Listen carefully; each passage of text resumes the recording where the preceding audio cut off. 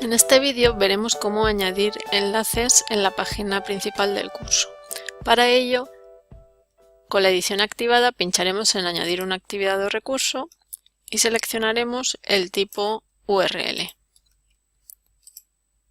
Al pinchar en Agregar, lo primero que debemos hacer es introducir el nombre del enlace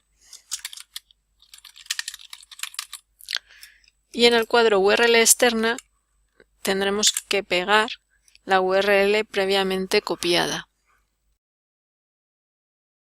En apariencia puedo indicarle si se muestra en una nueva ventana o en una ventana propia de Moodle o embebido.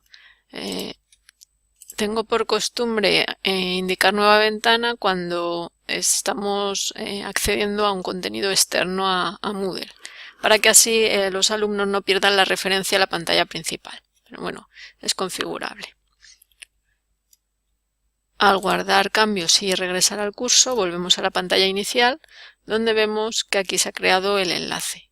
Cuando un estudiante pinche en el enlace, este se abrirá en una nueva pestaña tal cual he indicado, para acceder a la guía docente de la asignatura en este caso.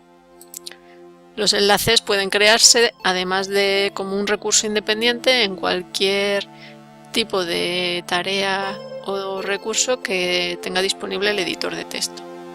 Por ejemplo, dentro de una etiqueta podríamos crear un enlace sin problemas, o dentro de una página, etc.